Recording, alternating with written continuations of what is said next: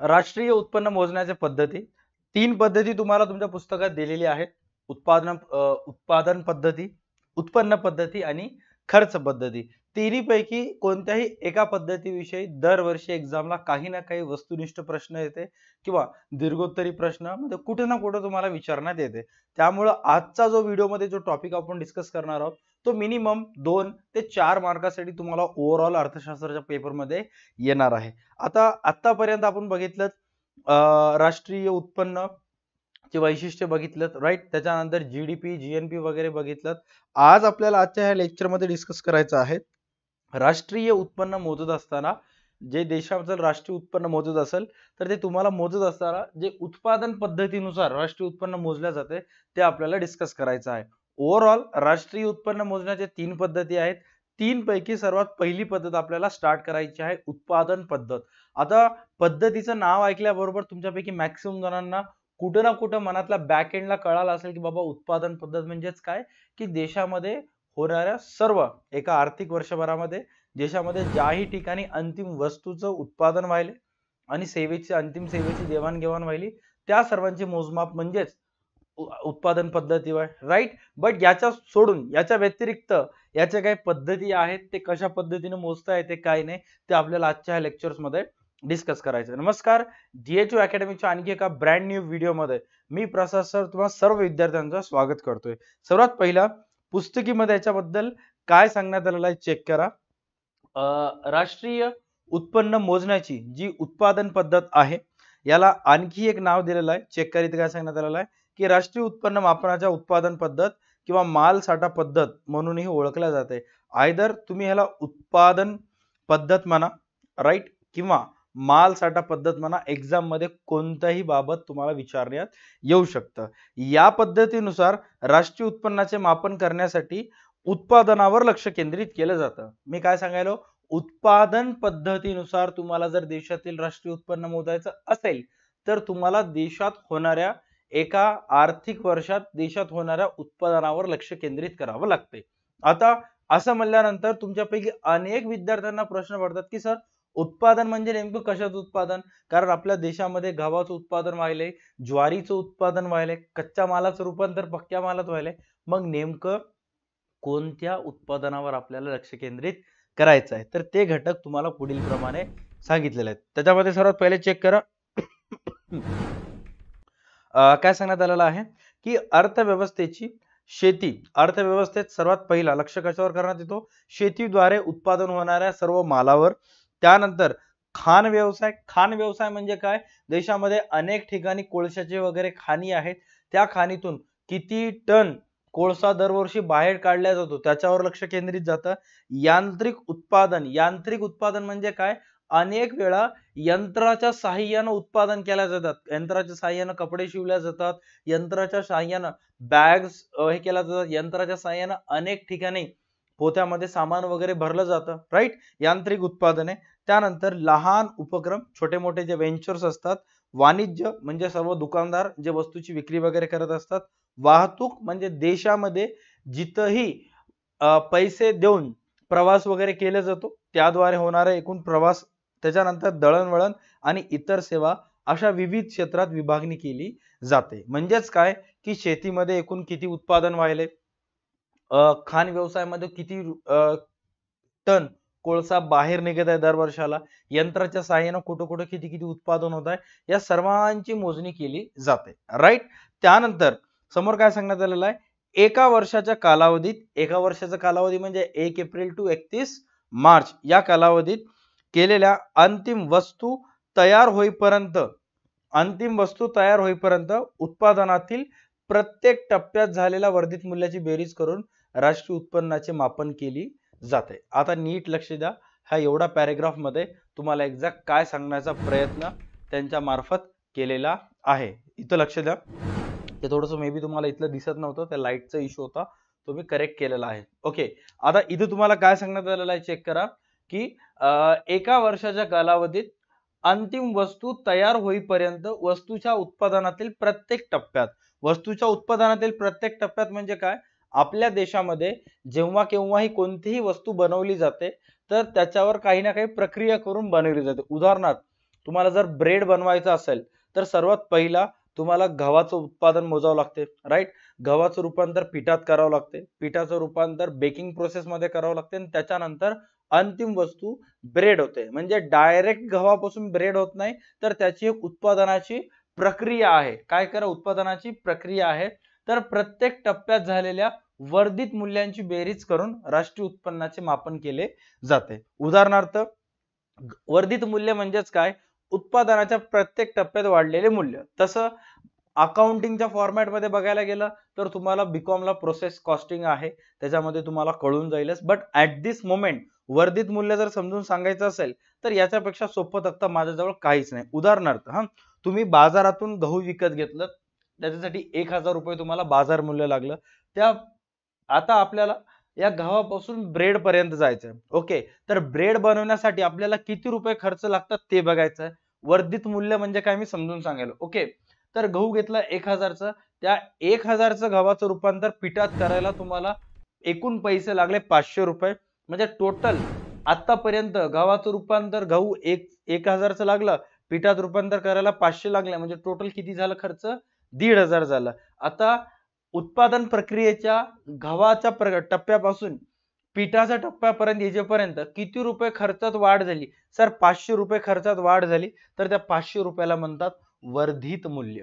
उदाहरणार्थ त्या पिठामध्ये तुम्ही पाणी वगैरे मिक्स केलं, राईट, आणि पाण्यापासून बेकिंग प्रोसेस चालू केलं. आता पिठाचं रूपांतर पाण्यामध्ये जे करून ते गोळे वगैरे करून ठेवतात त्याच्यासाठी सुद्धा माणसं वगैरे लागतात, काही ना काही खर्च द्यावा लागतं. तर एकूण पिठावर येत असताना खर्च होतो 1500, पाण्यावर असताना झाला 2800. किती रुपये वाढ झाली, सर 2800 मधून 1500 गेले, 1300 रुपये वाढ झाली. तर 1300 रुपये वर्धित मूल्य. म्हणजे उत्पादनाच्या प्रत्येक टप्प्यात जेवढा खर्च तुमचा वाढत जातो त्या वाढलेल्या खर्चाला वर्धित मूल्य असं म्हणतात, राईट. तर हेच इथं सांगण्यात आलेलं आहे वर्धित मूल्य म्हणजे. त्याच्यानंतर नेक्स्ट पॉइंट सांगण्यात आलेला आहे की स्थूल राष्ट्रीय उत्पादनाचे दुहेरी मापन टाळण्यासाठी उत्पादन पद्धतीत 2 पर्याय पद्धती सांगितलेल्या आहेत. आता राष्ट्रीय उत्पादन मोजत असताना सर्वात मोठी येणारी अडचण म्हणजे दुहेरी गणनेची समस्या. उदाहरणार्थ तुम्ही जर गव्हाचं पण उत्पादन मोजलं आणि त्याच गव्हापासून बनणाऱ्या बिस्किटांचं किंवा त्याच गव्हापासून बनणाऱ्या पिठाचं मोजमाप केलं तर राष्ट्रीय उत्पन्न आहे त्याच्यापेक्षा जास्त, दुप्पट दाखवतंय. त्याच्यामुळं राष्ट्रीय उत्पन्न मोजत असताना दुहेरी मोजमाप टाळण्यासाठी एक तर तुम्हाला अंतिम वस्तू पद्धतीचं मोजमाप करावं लागेल किंवा दुसरं नाव दिलेलं आहे मूल्यवर्धित पद्धती. आता हे अंतिम वस्तू पद्धती म्हणजेच काय, मूल्यवर्धित पद्धती म्हणजे काय, दोन्हीही सोपं आहे. सर्वात पहिले अंतिम वस्तू पद्धती. आता अंतिम वस्तू पद्धती म्हणजे काय चेक करा, ओके. अंतिम वस्तू म्हणजे अशा वस्तू ज्या उपभोगासाठी वापरल्या जातात. या पद्धतीनुसार प्राथमिक, द्वितीयक आणि तृतीय क्षेत्रातून उत्पादित केलेल्या सर्व अंतिम वस्तू व सेवांचे बाजार मूल्यांची बेरीज केली जाते. आता उदाहरणार्थ अंतिम वस्तू पद्धत म्हणजेच काय, समजा तुम्ही जेही फायनल प्रोडक्ट आहे त्याचं मोजमाप करायचं. बिस्किटाचं मोजमाप करा, ज्या गव्हापासून बनलेलं आहे त्याचं मोजमाप करायचं नाही. ब्रेडचं मोजमाप करा, ज्या गव्हापासून आलेलं आहे त्याचं मोजमाप करायचं नाही, right. Direct final product, finish goods तुम्हाला मोजायचं आहे. कोणत्या पद्धतीनुसार, अंतिम वस्तू पद्धतीनुसार. आता हे मोजत असताना इथं काय सांगण्यात आलेलं आहे चेक करा की या पद्धतीनुसार प्राथमिक, द्वितीयक आणि तृतीय क्षेत्रातून उत्पादित केलेल्या सर्व अंतिम वस्तू व सेवांच्या बाजार मूल्यांची बेरीज केली जाते. आता ज्यांचं आर्ट्स मधून स्टुडंट आहेत त्यांना, ज्यांचा भूगोल विषय आहे त्यांना माहित आहे की प्राथमिक, द्वितीयक आणि तृतीय क्षेत्र कोणते कोणते असतात. बट जे कॉमर्स बॅकग्राऊंड मध्ये आहेत त्यांना समजून सांगण्यासाठी मी सोप्या भाषेत सांगेन. प्राथमिक म्हणजे टियर 1, द्वितीयक म्हणजे टियर 2 आणि तृतीयक म्हणजे टियर 3 समजून घेण्यासाठी. आता टियर 1 सिटीज मध्ये काय येतात, मोठे मोठे महानगर येतात, जसे की मुंबई असेल, दिल्ली असेल, चेन्नई असेल, बेंगलोर असेल. हे सर्व मोठे मोठे महानगर किंवा प्रत्येक राज्याचं राजधानीचं शहर हे सगळे येतात प्राथमिक क्षेत्रामध्ये. द्वितीय क्षेत्रामध्ये प्रत्येक जिल्ह्याचं ठिकाण येते, जसे की पुणे जिल्हा असेल, अहमदनगर जिल्हा असेल, नांदेड जिल्हा असेल, सातारा, सांगली, कोल्हापूर जिल्हा असेल, ह्या सर्व जिल्ह्याचं ठिकाण येते ते येते द्वितीय क्षेत्रामध्ये. आणि तालुक्याचं ठिकाण आहे ते तृतीय क्षेत्रामध्ये. तर ह्या सर्व क्षेत्रातून जेवढेही अंतिम वस्तू तयार होतात वर्षाच्या ठिकाणी, वर्षाच्या शेवटी, त्या सर्वांची बेरीज अंतिम वस्तू पद्धतीमध्ये करण्यात येते. मध्यम वस्तू आणि सेवांचे मूल्य विचारात घेतले जात नाही. आता सपोज तुमच्या गावामध्ये एका ठिकाणी ब्रेडचा कारखाना आहे, ऑल राईट. तर त्या ब्रेडच्या कारखान्यामध्ये किती गहू गेलं, किती त्याचं पिठात रूपांतर झालं, ह्याचा विचार केला जात नाही. त्या ब्रेडच्या कारखान्यामधून किती रुपयाचं ब्रेडचे पॅकेट्स बाहेर निघाले वर्षाच्या शेवटी, त्याचा विचार अंतिम वस्तू पद्धतीमध्ये केला जातो. बिस्किटाचा कारखाना असेल तरी सुद्धा तेच. आता एका पेनीच्या शाईचा कारखाना आहे किंवा पेनीचा कारखाना आहे जे इंकचे बॉटल तयार करतात. तर ते पेनीचे इंक तयार करण्यासाठी त्यांना किती फिल्टर केलेलं पाणी लागलं, शाई किती लागली, ह्याचा विचार केला जात नाही. डायरेक्ट बाजार मूल्यानुसार त्यांनी किती लिटर शाई तयार केली, त्यांनी किती लिटर किती पेन्स तयार केले, याचा विचार करण्यात येतो. सपोज एखादा एक आईस्क्रीमचा कारखाना असेल तर आईस्क्रीम साठी जे लागणार त्यांना कस्टर्ड पावडर आहे किंवा दूध पावडर आहे, दूध किती लागला असेल, साखर किती लागला असेल, याचा विचार न करता किती रुपयाची आईस्क्रीम, किती लिटर आईस्क्रीम त्यांनी तयार केली, याचा विचारच करण्यात येतो. कोणत्या पद्धतीनुसार? अंतिम वस्तू पद्धतीनुसार. अंतिम वस्तू पद्धतीनुसार डायरेक्ट वस्तूचं अंतिम मूल्य, बाजार मूल्य विचारात घेतले जातं. आता हे सर्व बाजार मूल्य विचारात घेताना कोणत्या कोणत्या क्षेत्रातून घेतलं जातं? प्राथमिक, द्वितीयक आणि तृतीयक. प्राथमिक म्हणजे राजधानीचं शहर, द्वितीयक म्हणजे जिल्ह्याचं ठिकाण आणि तृतीयक म्हणजे तालुका आणि खेडे त्याच्यामध्ये आले. ओके. त्याच्यानंतर नेक्स्ट पॉइंट इथं काय सांगण्यात आलेला आहे की अंतिम वस्तूच्या उत्पादन प्रक्रियेत मध्यम वस्तूचा वापर करतात. वस्तूंचा वापर करतात म्हणजेच अंतिम वस्तूच्या मूल्यात मध्यम वस्तूच्या मूल्याचा समावेश केलेला असतो. आता उदाहरणार्थ तुमच्यापैकी मॅक्सिमम जणांना वाटेल की सर भले तुम्ही ब्रेडचं उत्पादन मोजायला मग गव्हाचा विचार का करत नाहीयेत? कारण जो व्यक्ती त्या ब्रेडचं रूपांतर ब्रेडचं उत्पादन करत असतो, कुठं ना कुठं त्या ब्रेडच्या किमतीमध्ये गव्हाच्या किमती समाविष्ट असतात, राईट. आता सपोज तुमच्यापैकी मॅक्सिमम जणांनी कधी ना कधी चिवडा त्यांच्या लाईफ मध्ये खाल्ला असेल. साधं सिंपल लॉजिक आहे. यस सर, आम्ही कधी ना कधी चिवडा खाल्लेला आहे. आता त्या चिवडा एकतर तुम्ही पोह्याचा खाल्ला असेल किंवा मुरमुरे, ज्याला लाह्या सुद्धा असं म्हणतात, राईट.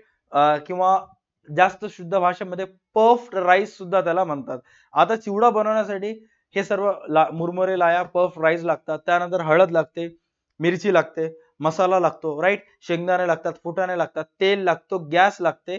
या सगळ्यांच्या किमती, जेवढेही रुपयाचा तुम्हाला मसाला लागला असेल, तेल लागला असेल, नीट लक्ष द्या, मुरमुरे लागले असतील, तर या सगळ्यांच्या किमती त्या चिवड्याच्या प्राइस मध्ये समाविष्ट असतात. त्यामुळं उत्पादनाच्या प्रत्येक टप्प्यात किती खर्च लागला याचा विचार न करता डायरेक्ट अंतिम वस्तूचा विचार केला जातो, राईट. त्याच्यानंतर नेक्स्ट काय सांगण्यात आलेलं आहे? म्हणजेच अंतिम वस्तूच्या मूल्यात मध्यम वस्तूच्या मूल्यांचा समावेश केलेला असतो. उदाहरणार्थ नीट लक्ष द्या, इथे काय सांगण्यात आलेलं आहे? ब्रेडच्या किमतीत गव्हाच्या तसेच गव्हाच्या पीठ तयार करण्यात असलेल्या किमतीचा समावेश केला जातो. गहू, गव्हाचे पीठ या मध्यम वस्तू आहेत. नीट लक्ष द्या, मध्यम वस्तू मध्ये कन्फ्युज होत असेल, अंतिम वस्तू मध्ये कन्फ्युज होत असेल, तर ब्रेड हे एक अंतिम वस्तू आहे, राईट. ब्रेड हे एक अंतिम वस्तू आहे. तसेच गव्हाचे पीठ, गव्हाचे पिठामध्ये रूपांतर करण्यासाठी लागलेली जी किंमत आहे ते समावेश केलेला असतो. गव्हाचे पीठ या मध्यम वस्तू आहेत. म्हणजे गहू त्याचं पिठात रूपांतर करा, हे मध्यम वस्तू आहेत. डायरेक्ट त्या पिठाचं रूपांतर जेव्हा तुम्ही ब्रेड मध्ये करता, ब्रेड हे अंतिम वस्तू असते. समोर काय सांगण्यात आलेलं आहे चेक करा. उत्पादन प्रक्रियेत याचे वस्तूचे मूल्य दिलेले असते, म्हणून ब्रेड या अंतिम वस्तूत मध्यम वस्तूचे मूल्य मोजलेले असते, राईट. त्याच्यानंतर लास्टला सांगलेलं आहे, म्हणजेच अंतिम वस्तूच्या मूल्याबरोबर जेव्हा वस्तूचे मूल्य मोजले जाते तेव्हा दुहेरी गणना होते. आता इथे सांगण्याचा सरळ सरळ प्रयत्न केलेला आहे की समजा तुम्ही गव्हाचं पण किंमत मोजत असाल, पिठाचं पण किंमत मोजत असाल आणि ब्रेडचं पण किंमत मोजत असाल, तर राष्ट्रीय उत्पन्न कुठं ना कुठं डबल येण्याचे चान्सेस असतात, कारण दुहेरी गणना होते. तुम्ही जर ब्रेडचं उत्पादन मोजत असाल तर ब्रेड हे अंतिम वस्तू आहे. मध्यम वस्तू गव्हाचं पीठ आणि गहू हे मध्यम वस्तू आहेत, याच्या किमती ऑलरेडी पीठामध्ये समाविष्ट आहेत. Right, clear. त्याच्यानंतर नेक्स्ट आहे मूल्यवर्धित पद्धत. आता अतिशय सोपी पद्धत आहे, बट कुठं ना कुठं समजून घ्यायसाठी तुम्हाला प्रयत्न करायचा आहे. व्हिडिओच्या सुरुवातीलाच मी तुम्हाला एका ठिकाणी मूल्यवर्धित खर्च म्हणजे काय आलं होतं. आणखी एक वेळेस सांगेन, व्यवस्थित लक्ष द्यायचं आहे. राष्ट्रीय उत्पन्नाची दुहेरी गणना टाळण्यासाठी मूल्यवर्धित पद्धतीचा वापर करतात. आता तुम्हाला असं वाटत असेल की सर आपण जर डायरेक्ट ब्रेडचाच मोजला तर मग कधी कधी काही गहू आपण खरेदी करता ते सांडण्यात सुद्धा येते, काही काही गव्हाचं पीठ सुद्धा खराब होऊ शकते, मग अशा वेळेस राष्ट्रीय उत्पन्न ॲक्युरेट येत नाही. मग अशा वेळेस तुम्हाला दुसऱ्या पद्धतीचा ऑप्शन दिलेला आहे, ते म्हणजे मूल्यवर्धित पद्धती. मूल्यवर्धित पद्धती म्हणजेच काय, कच्च्या मालाचं रूपांतर पक्क्या मालात करत असताना. नीट लक्षात घ्या, मूल्यवर्धित पद्धती म्हणजेच काय, कच्च्या मालाचं रूपांतर पक्क्या मालात होत असताना जेवढेही उत्पादनाचे टप्पे आहेत त्या प्रत्येक टप्प्यावर किती रुपये खर्च करण्यात आला, each and every step of processing of production किती खर्च करण्यात आला त्याची बेरीज करण्यात येते. कोणत्या पद्धतीमध्ये? मूल्यवर्धित पद्धतीमध्ये. आता इथं काय सांगण्यात आलेलं आहे चेक करा. राष्ट्रीय उत्पन्नाची दुहेरी गणना टाळण्यासाठी मूल्यवर्धित पद्धती वापरतात. यामध्ये वस्तूच्या उत्पादनातील प्रत्येक टप्प्यावर तिच्या मूल्यात झालेली वाढ विचारात घेतली जाते. उत्पादनाच्या प्रत्येक टप्प्यात अंतिम वस्तूचे मूल्य आणि उत्पादन आदाने यांच्या मूल्यातील फरक म्हणजे मूल्यवृद्धी होय. आता मूल्यवृद्धी आणि मूल्यवर्धित काय हे व्यवस्थित समजून घ्या. थोडक्यात अंतिम वस्तू तयार होईपर्यंत प्रत्येक टप्प्यात झालेल्या वर्धित मूल्यांची बेरीज करून स्थूल राष्ट्रीय उत्पादन काढले जाते. आता उदाहरणार्थ इथे चेक करा. राईट, हा. आता सर्वात पहिला आपल्याला इथं गव्हाचं रूपांतर ब्रेड मध्ये करायचं आहे. राईट, गव्हाचं रूपांतर आपल्याला ब्रेड मध्ये करायचं आहे. तर उत्पादनाची सर्वात पहिली टप्पा किंवा पहिली प्रक्रिया कोणता आहे? गहू करत असताना उत्पादनाचे बाजार मूल्य एकूण 1000 रुपयाचा गहू लागला. आणखी गव्हाचं रूपांतर तुम्ही काही केलंच नाही. राईट, आदानांचं रूपांतर प्रदानामध्ये करणे म्हणजेच काय की कच्च्या मालाचं रूपांतर पक्क्या मालात करणे. आता तर तुम्ही फक्त गहू आणलेला आहे. वर्धित मूल्य आतापर्यंत 0 होतं, आता 1000 रुपये तुम्ही खर्च केलात म्हणजे वाढलेले मूल्य किती हजार रुपये आहे? 1000 रुपये आहे. डन, क्लिअर झालं इथपर्यंत. त्यानंतर तुम्ही त्या गव्हाचं रूपांतर पिठामध्ये केलं. गव्हाचं रूपांतर कशामध्ये केलं? पिठामध्ये.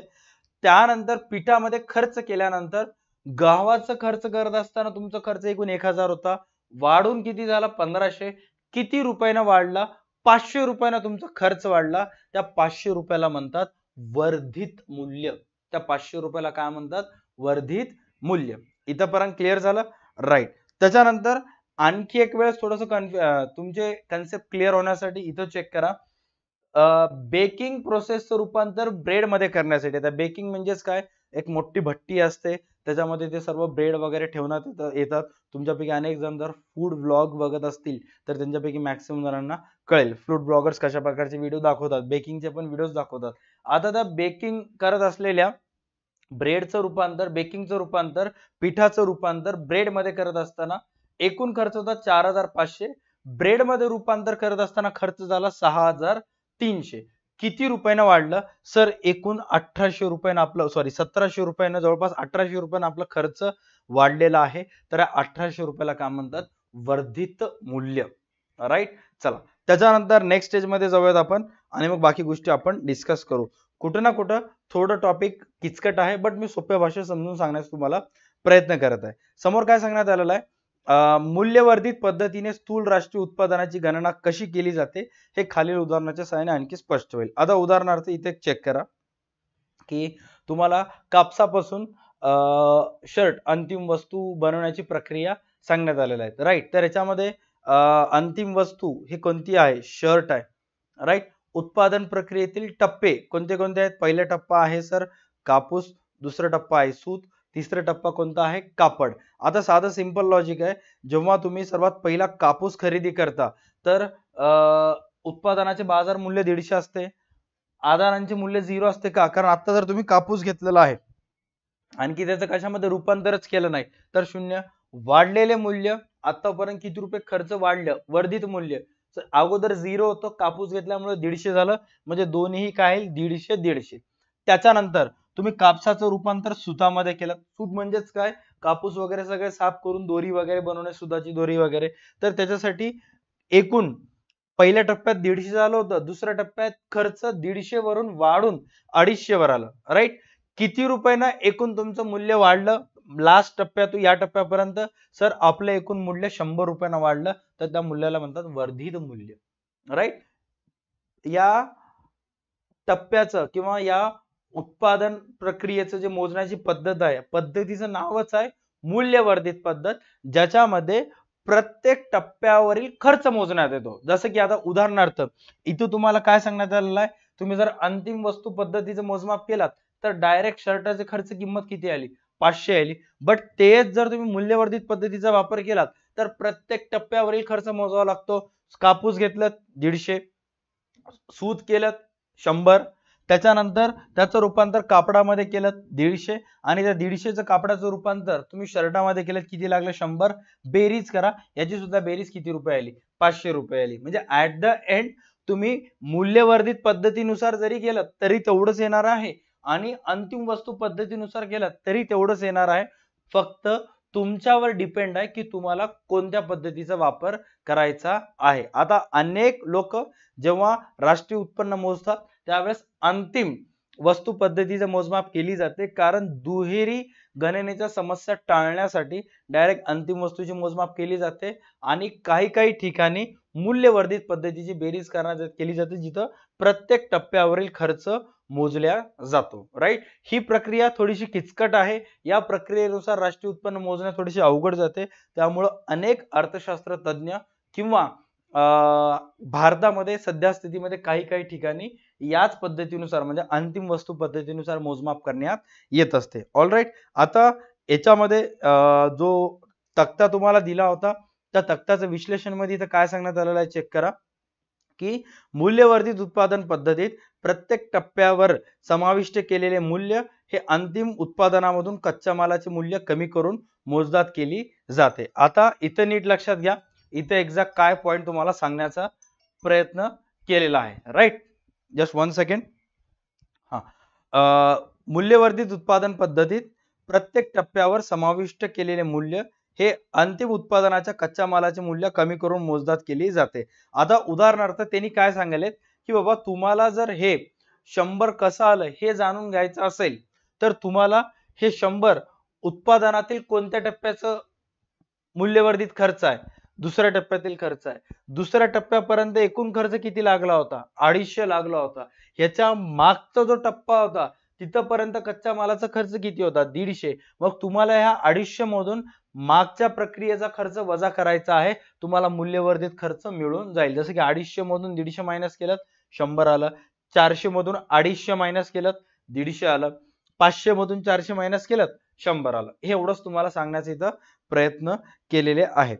विविध टप्प्यात समोर काय सांगितलेलं चेक करा, विविध टप्प्यात समाविष्ट मूल्यांची बेरीज हे एकूण राष्ट्रीय उत्पादनात समाविष्ट केलेली जाते. राईट. ते सोड, सायलेंट करा फोन. विविध टप्प्यात समाविष्ट केलेल्या मूल्यांची बेरीज हे एकूण राष्ट्रीय उत्पन्नात समाविष्ट केली जाते. म्हणजेच विविध टप्प्यात चेक करा, इथे जे विविध टप्पे मूल्यवर्धित टप्पे दिलेले आहेत या प्रत्येकांची बेरीज जी आहे या प्रत्येकांची बेरीज केल्यास एकूण राष्ट्रीय उत्पन्न तुम्हाला प्राप्त होते, जे की किती आहे, 500 रुपये आहे त्या वस्तूची अंतिम किंमत. याची रक्कम याची नोंद राष्ट्रीय उत्पन्नात केली जाते. म्हणजेच प्रत्येक टप्प्यावर येणाऱ्या खर्चाची बेरीज ज्याची रक्कम राष्ट्रीय उत्पन्नात केली जाते. समोर काय सांगण्यात आलेलं आहे, वरील तक्त्यामध्ये शर्ट अंतिम वस्तू 500 ची आहे. उत्पादनाच्या प्रत्येक टप्प्यावर समाविष्ट केल्या जाणाऱ्या उत्पादनाची मूल्यवर्धित मूल्य 100, 150, 150, 100 किती आहे टोटल, इतके 500. 100 रुपयाचं काय घेतलं होतं, कापूस. त्याचं रूपांतर कशामध्ये करण्यात आलं, सुतामध्ये करण्यात आलं. सुताचं जे रूपांतर आहे कापडामध्ये करण्यात आलं, आणि कापडाचं रूपांतर शर्ट मध्ये करण्यात आलं. 4 टप्प्यांची बेरीज किती आली, 500 रुपये आली. अशा प्रकारे समाविष्ट केलेले मूल्य हे अंतिम वस्तूच्या मूल्या इतकेच आहेत. राईट. म्हणजे दोन्ही टप्प्यानुसार बघा ऍट द एंड राष्ट्रीय उत्पन्न तेवढंच येणार आहे.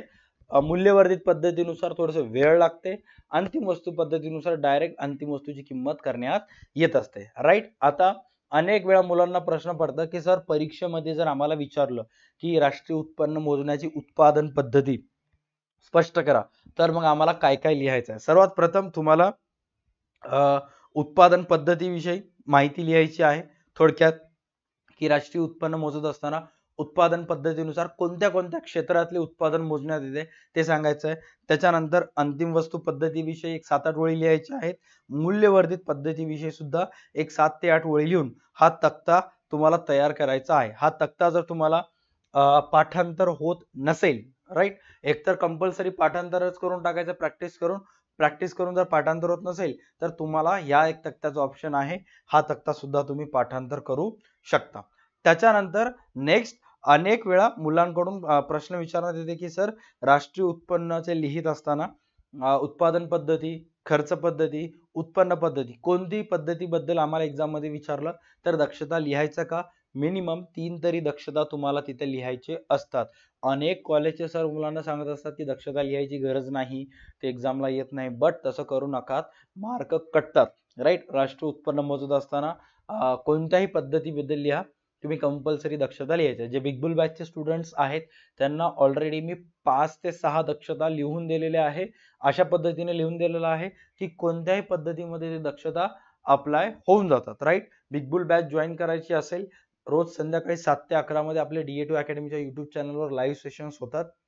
2025 बोर्ड 26 बोर्डच्या स्टुडंटसाठी, ज्याच्यामध्ये अर्थशास्त्र, OCM, अकाउंट, SP हे सर्व विषय त्यांना लाईव्ह शिकवण्यात येतात वर्षभर. त्याची फीस फक्त आणि फक्त 2000 ते 2500 मध्ये पूर्ण वर्षभराचे क्लासेस असतात. प्लस आमच्या मार्फत तुम्हा सर्व विद्यार्थ्यांना स्टडी मटेरियल सुद्धा, पुस्तके सुद्धा बाय पोस्ट पाठवण्यात येतात. अधिक माहितीसाठी डिस्क्रिप्शन मध्ये क्लासेसचा नंबर दिलेला आहे, त्याच्यावर कॉल करू शकता किंवा प्ले स्टोअर वर जाऊन DA2 अकॅडमीचा ऍप डाउनलोड करा, तिथून सुद्धा मेसेज करू शकता. ओके, आता आपल्याला बघायचे दक्षता, कोणते कोणते दक्षता आहेत. दुहेरी गणना टाळण्यासाठी फक्त अंतिम वस्तू व सेवांचे मूल्य मोजले जाते. कोणते कोणते दक्षता आहेत? जे तुम्ही वर डिस्क्रिप्शन मध्ये लिहिला, म्हणजे उत्पादन पद्धतीनुसार माहिती लिहित असताना जे माहिती लिहिला तेच माहिती दक्षतामध्ये आहे. फक्त हेडिंग तिथं काय टाकायचं की या पद्धतीनुसार राष्ट्रीय उत्पन्न मोजत असताना घ्यावयाची दक्षता. दक्षता म्हणजेच काय? प्रिकॉशन्स, कोणती कोणती काळजी आपल्याला अगोदरपासून घ्यावी लागते. सर्वात पहिले सांगण्यात आलेलं आहे की शेतकऱ्यांनी स्वतःच्या उपभोगासाठी वापरलेल्या वस्तूचे मूल्य अंदाजे काढले जाते, म्हणजेच स्वतःच्या उपभोगासाठी उत्पादित केलेल्या वस्तूंच्या मूल्याचा समावेश राष्ट्रीय उत्पन्नात करावा. आता अनेक वेळा आपण इथं मोजतो की शेतीचे उत्पन्न मोजा, शेतीचे उत्पन्न मोजा, बट एखादा एक शेतकरी असतो, त्यानं जर त्याच्या शेतामध्ये 500 किलो किंवा 5 क्विंटल म्हणा, ज्याला आपण 500 किलो म्हणतो, 5 क्विंटल किंवा क्विंटल गहू त्याच्या शेतामध्ये उत्पादित झालं, त्या 5 क्विंटल पैकी 50 किलो त्यानं स्वतःच्या वापरासाठी ठेवून घेतला आणि 450 किलो बाजारात विकला, तर मग बाजारामध्ये राष्ट्रीय उत्पन्नानुसार मोजणी करत असताना फक्त 450 किलोचीच नोंदी होते. तर या पद्धतीनुसार तुम्हाला हे सुद्धा मोजलं गेलं पाहिजे कंपल्सरी की त्या शेतकऱ्यानं स्वतःच्या उपभोगासाठी किती वापरले, हे अंदाजित रक्कम तिथं ऍड करावी लागते. त्याच्यानंतर राष्ट्रीय उत्पन्नाच्या अचूक अंदाजासाठी बाजार किमतीत समावेश केलेली प्रत्यक्ष कराची रक्कम वगळली जाते. तसेच काही वस्तूंसाठी शासनाने दिलेली अनुदानाची रक्कम मोजावी लागते. आता उदाहरणार्थ काही वस्तू बाजारामध्ये असे आहेत की ज्याच्यावर कर वगैरे लादण्यात येतो. कर वगैरे लागल्यामुळे कुठे ना कुठे त्या वस्तूची बाजार किंमत वाढली जाते, तर तुम्हाला ते कर वगळून कराची रक्कम वगळावी लागते. सपोज एखाद्या एक बाजारात AC ची किंमत 25,000 रुपये आहे.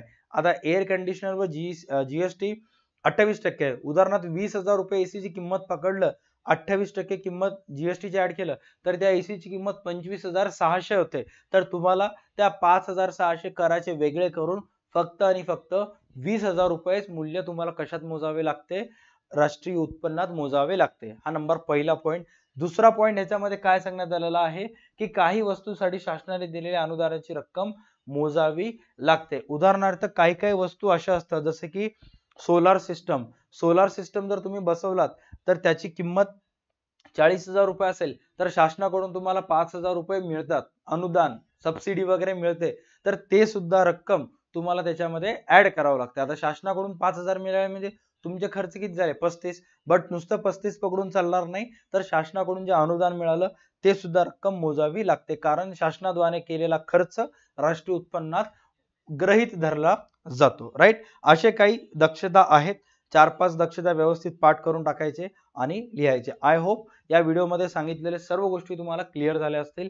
आता एक्झाम मध्ये हा प्रश्न एक्झॅक्ट कशा पद्धतीने लिहायचं, तुम्हाला जर याचे नोट्स हवे असतील तर तुम्ही डिस्क्रिप्शन मध्ये DA2 अकॅडमीचा 21 रुपयाचा नोट्स एक्सपर्ट कोर्स दिलेला आहे. तिथून तुम्ही ते परचेस करू शकता. तुम्हाला त्या 21 रुपयाच्या कोर्समध्ये अर्थशास्त्र, OCM, अकाउंट्स, इकॉनॉमिक्स, आर्टचे सर्व विषयांचे नोट्स, प्रश्नपत्रिका सर्वच मिळतील. प्लस सोप्या भाषेत जर जाणून घ्यायचं असेल तर बिग बुल बॅचच्या स्टुडंट्सला ऑलरेडी बिग बुल बॅचच्या नोट्स मध्ये ऍड केलेला आहे. तिथून सुद्धा तुम्ही कलेक्ट करू शकता. राईट.